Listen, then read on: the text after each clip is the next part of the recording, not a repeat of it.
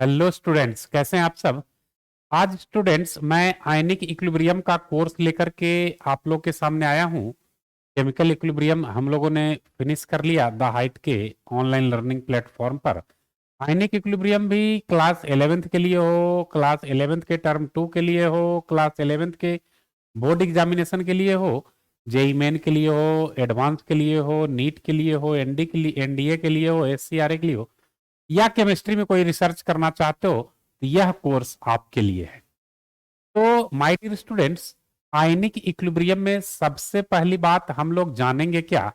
तो आयनिक इक्विलिब्रियम में ये जानना है कि कैसे कोई भी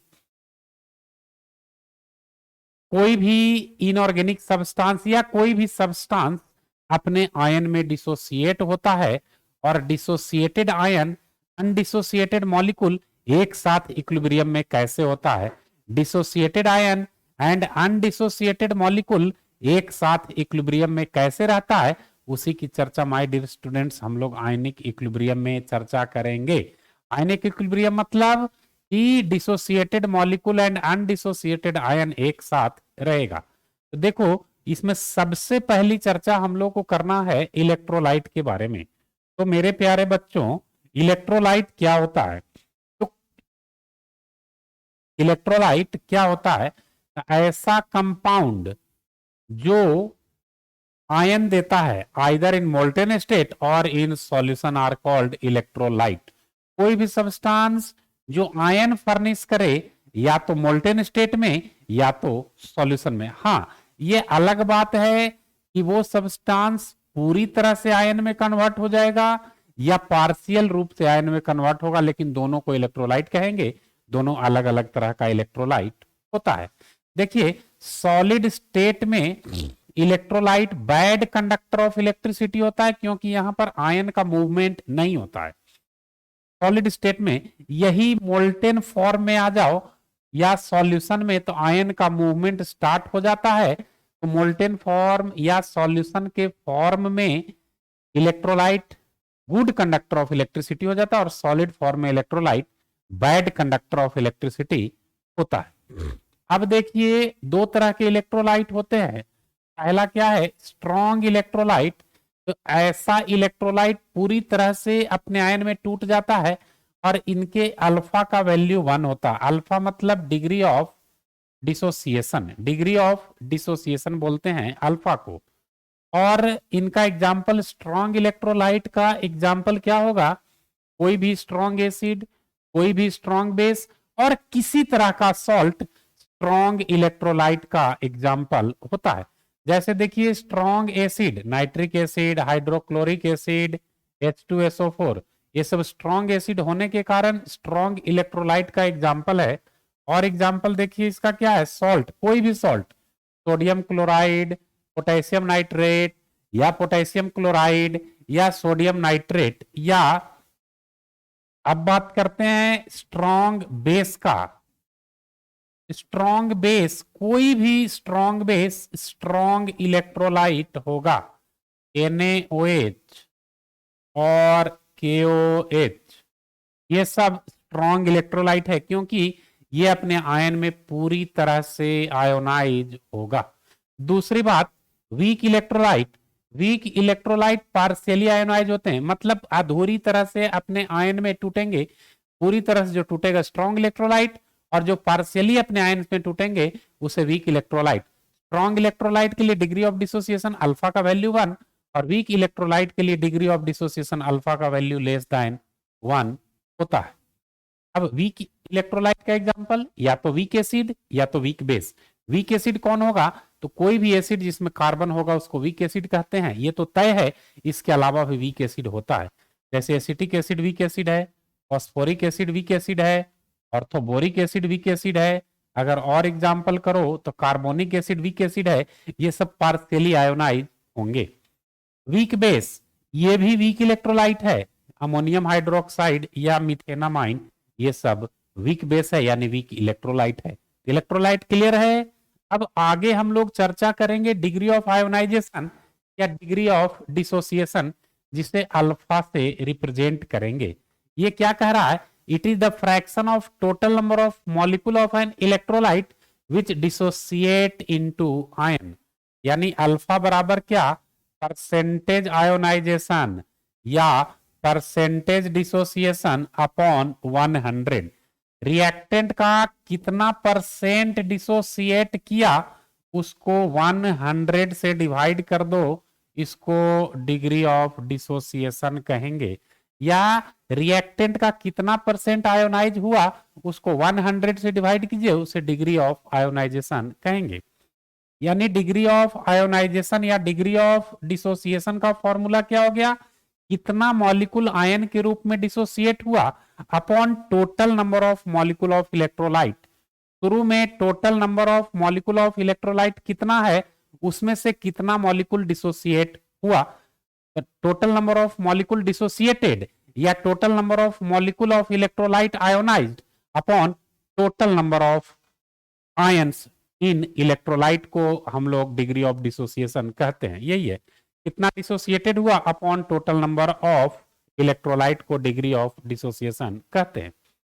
अब देखो ओस्टवाल्ड डाइल्यूशन लॉ, ये क्या कहता है, आयन और आयन अनआयोनाइज्ड मॉलिक्यूल के बीच में इक्विलिब्रियम होता है। इलेक्ट्रोलाइट का आयन और कुछ ऐसा इलेक्ट्रोलाइट होता है जो पूरी तरह से आयोनाइज नहीं होता है, उसे अनआयोनाइज्ड मॉलिक्यूल कहते हैं। आयन और अनआयोनाइज्ड मॉलिक्यूल के बीच में इक्विलिब्रियम एग्जिस्ट होता है इलेक्ट्रोलाइट का, इसी को ओस्टवाल्ड डाइल्यूशन लॉ कहते हैं। इसको ऐसे समझिए, एक गिलास पानी लो, इसमें नमक तुम घोलो, कुछ नमक घुल गया वो उसी एक गिलास में पानी में है, और कुछ नमक जो नहीं घुला वो भी इसी एक गिलास पानी में, लेकिन दोनों साथ में इक्विलिब्रियम में है। इसी को ओस्टवाल्ड डाइल्यूशन लॉ हाईलाइट करने का प्रयास कर रहा, और यही आयनिक इक्विलिब्रियम है जहां पर आयन और अनडिसोसिएटेड आयन दोनों एक साथ इक्विलिब्रियम में रहता है। तो ध्यान रखना कि ओस्टवाल्ड डाइल्यूशन लॉ क्या कहता है, there exist dynamic equilibrium between ion and unionized molecule of electrolyte.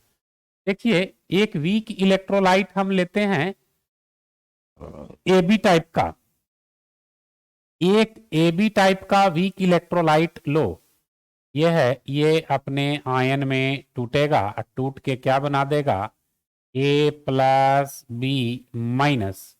ये बाइनरी इलेक्ट्रोलाइट है।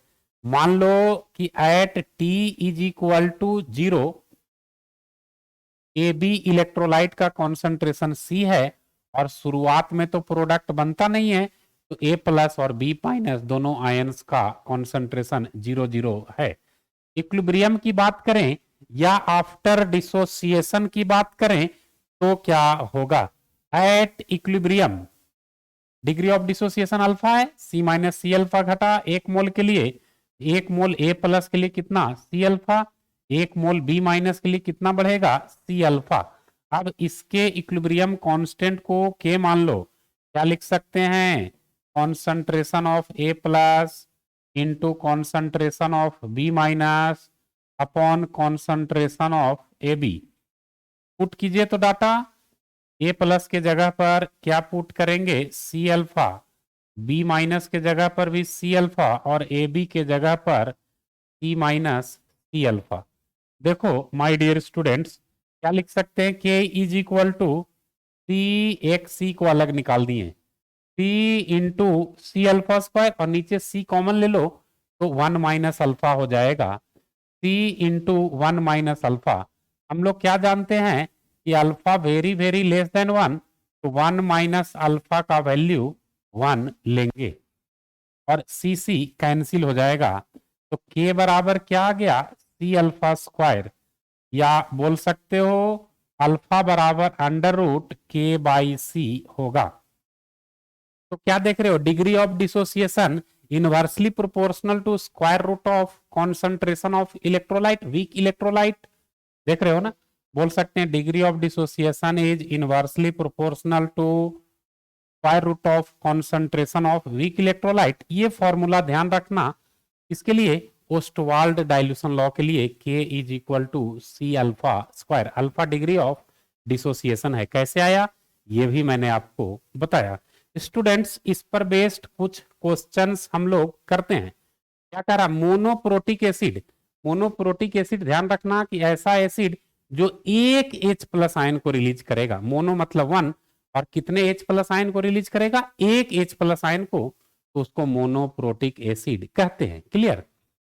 तो acid is 0.1 m solution concentration, C का वैल्यू कितना दिया, 0.1 m, आयोनाइजेज टू 0.001%, तो आयोनाइजेज टू 0.001%, तो इट्स आयोनाइजेशन कांस्टेंट इज, तो अल्फा का वैल्यू हम लोग को दे दिया, अल्फा का वैल्यू कितना दिया, सो देखिए 0.001 पुट कर दीजिए, अल्फा के जगह पर 0.001 आयोनाइजेशन कांस्टेंट निकालने का रहा, एसिड है, एसिड के आयोनाइजेशन कांस्टेंट को के ए से रिप्रेजेंट करो, तो के ए बराबर क्या लिख सकते हैं, के ए बराबर सी अल्फा स्क्वायर, अभी मैंने पीछे फॉर्मूला बताया है, के बराबर सी अल्फा स्क्वायर, और अल्फा बराबर भी हमने बताया था परसेंटेज डिसोसिएशन बाई 100, देखिए पीछे परसेंटेज डिसोसिएशन बाई 100 या परसेंटेज आयोनाइजेशन बाई 100, तो यहां पर अल्फा का वैल्यू 0.001 बाई 100 लेंगे, पुट कर दो, टी के जगह पर 0.1 इंटू 0.001 अपॉन 100 का स्क्वायर, क्या आ जाएगा, 0.1 इंटू 0.001 इंटू 0.001 अपॉन 100 इंटू 100, क्या हो जाएगा, 10 टू दी पावर -6, तो ये दोनों से, इसके कारण 10 टू दी पावर -7, और नीचे है 200 200, तो 10 टू दी पावर 4 ऊपर चला जाएगा, तो 10 टू दी पावर -11, ये ए बराबर 10 टू दी पावर -11, कौन सा ऑप्शन है my dear students, D number, देखिए हलवा है हलवा। अब देखो नेक्स्ट क्वेश्चन इसी तरह का, the hydrogen ion concentration in mole पर डीएम क्यूब, यानी मोल पर लीटर को मोल पर DM cube in 0.2 m solution of weak acid HA, यानी सी का वैल्यू फिर से कितना दिया, 0.2 m, ये इस बार दिया है कितना, 2 इंटू 10 टू दी पावर -5, तो कह रहा हाइड्रोजन आयन कॉन्सेंट्रेशन क्या होगा, तो हम लोग क्या जानते हैं, के ए बराबर सी अल्फा स्क्वायर, हम लोग क्या जानते हैं, के बराबर सी अल्फा स्क्वायर, के बराबर सी अल्फा स्क्वायर, और सी का फॉर्मूला क्या है, देखिए तो सी बराबर क्या लिख सकते हैं, सी यहाँ अल्फा है, के बाई सी, फॉर्मूला इंटरप्रेट करके लिख सकते हो, तो के ए इंटू सी हो जाएगा H3O प्लस आयन का कॉन्सेंट्रेशन, कैसे, तो देखो मान लो ये हमारे पास H3O प्लस का कॉन्सेंट्रेशन पूछ रहा है, तो जो H प्लस होता है वही H3O प्लस होता है, क्योंकि H2O में H प्लस ऐड करोगे तो H3O प्लस मिलेगा। यहां देखिए HA को आयन में तोड़ो तो क्या बनेगा, H plus plus A minus, initial concentration C, तो ये दोनों का 0 0, इक्विलिब्रियम पर क्या हो जाएगा, C माइनस सी अल्फा, इसका C अल्फा और इसका C अल्फा। अल्फा का फॉर्मूला हम लोग जानते हैं √KA/C, और H प्लस का कॉन्सेंट्रेशन जो निकालना है, H प्लस का कॉन्सेंट्रेशन क्या है, C अल्फा, और ये अल्फा का वैल्यू पुट कर दो KA/C, तो H प्लस का कॉन्सेंट्रेशन क्या हो जाएगा, √KA इंटू C, इसी का वैल्यू निकालना है, पुट कर दीजिए, KA का वैल्यू कितना, 2 इंटू 10 टू दी पावर -5, और C के जगह पर 0.2,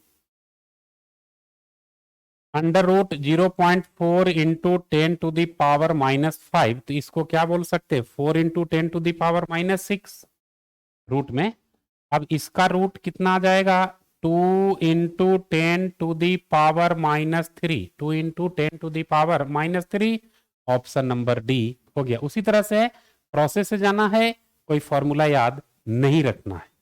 नेक्स्ट क्वेश्चन क्या कह रहा है, सो देखिए, ऑटोपायरोलिसिस कांस्टेंट ऑफ NH3, ऑटोपायरोलिसिस माने एक NH3 का मॉलिक्यूल दूसरे NH3 के मॉलिक्यूल से रिएक्शन करेगा। ऑटोपायरोलिसिस ऑफ वाटर का मतलब एक वाटर का मॉलिक्यूल दूसरे वाटर मॉलिक्यूल से रिएक्शन करेगा। क्योंकि यहां पर NH3 का ऑटोपायरोलिसिस कर रहा है, एक NH3 के मॉलिक्यूल को दूसरे NH3 के मॉलिक्यूल से रिएक्शन करते हैं तो क्या बना देगा, NH4 plus plus NH2 minus. तो ऑटोपायरोलिसिस कांस्टेंट क्या होता है, रिएक्टेंट साइड को छोड़ देते हैं क्योंकि वो तो अपने आप में एक कांस्टेंट है। Concentration of NH4 plus into concentration of NH2 minus, ये हो गया ऑटोपायरोलिसिस कांस्टेंट। कौन सा ऑप्शन है my dear student, C number. तो क्वेश्चन नंबर 3 का answer C, the answer of question 3 is C. Next question, the degree of ionization of an acid HA is, यानी alpha का वैल्यू दिया 0.0001 at 0.1 m concentration, value of concentration is 0.1, its dissociation constant will be K, acid है ना, Ka का value, my dear students Ka बराबर हम लोग क्या जानते हैं, Ca अल्फा स्क्वायर। तो C का वैल्यू कितना 0.1, अल्फा के जगह पर 0.401 इंटू 0.401 10 टू द पावर -5, इसको क्या लिख सकते हो 10 to -1 10 to the power -5 10 to the power -5 गुना कीजिएगा तो 10 टू द पावर -11 आएगा। इतनी शक्ति है कैलकुलेशन में, ये देखिए। क्वेश्चन नंबर 4 का ऑप्शन सी हो गया। तो भगवान से प्रार्थना कीजिए कि इतनी शक्ति हमें देना दाता कि मन से कैलकुलेशन का डर भाग जाता। चलिए नेक्स्ट क्वेश्चन क्या कह रहा है, the first and second dissociation constant of an acid H2A। देखो यहां पर एक कॉन्सेप्ट है, H2A को फर्स्ट टाइम में डिसोसिएट करोगे, एसिड है तो H प्लस तो निकालेगा, साथ में क्या बचेगा HA माइनस। ये फर्स्ट डिसोसिएशन कांस्टेंट Ka1 कितना 1 into 10 to the power -5। Second dissociation constant यानी यहां से अब H प्लस निकलेगा। एसिड को एक बीमारी है, जैसे तुमको बीमारी है ना पढ़ाई ना करने की, बार बार पढ़ाया जाए फिर भी नहीं पढ़ाई करने की, तो एसिड को एक बीमारी है। अगर वो 3 H प्लस को निकाल सकता है तो एक एक करके निकालेगा, आदत से मजबूर है। H2A भी एक एसिड है, एक बार में एक H प्लस को निकालेगा, अब दूसरे टाइम्स में दूसरा H प्लस को निकालेगा तो HA माइनस इस बार दूसरे H प्लस को निकालेगा और A2 माइनस, ये सेकेंड स्टेप हो गया। तो Ka2 कितना 5 इंटू 10 टू द पावर -5। अब देखो तो दोनों इक्वेशन को जोड़ोगे तो क्या आ जाएगा, HA माइनस कट गया तो क्या बन जाएगा H2A क्या दे देगा 2H plus plus A2 minus, इसका इक्विलिब्रियम कांस्टेंट क्या होगा, मैंने क्या बोला था कि जब दो रिएक्शन ऐड होते हैं केमिकल इक्विलिब्रियम के कॉन्सेप्ट में जाओ, जब दो रिएक्शन ऐड होता है तो उसका इक्विलिब्रियम कांस्टेंट मल्टीप्लाई होता है। Come on speak with me, जब दो या दो से अधिक रिएक्शन ऐड होता है तो उसका इक्विलिब्रियम कांस्टेंट मल्टीप्लाई होता है।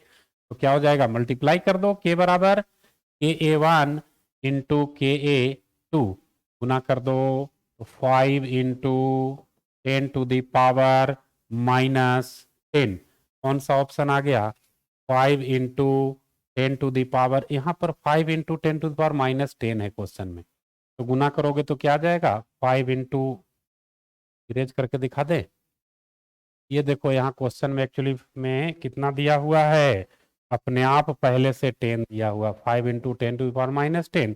अब इसको मल्टीप्लाई करेंगे तो 5 इंटू 10 टू द पावर -15 आएगा। कौन सा ऑप्शन हो जाएगा 5 into 10 to the power -15, option number C होगा। स्टूडेंट्स तो आज के क्लास को हम लोग डाइल्यूशन लॉ पर ही फिनिश करेंगे, अगले क्लास में हम लोग सॉल्युबिलिटी एंड सॉल्युबिलिटी प्रोडक्ट की चर्चा करेंगे। तब तक के लिए अपना ध्यान रखिए, थैंक यू वेरी मच।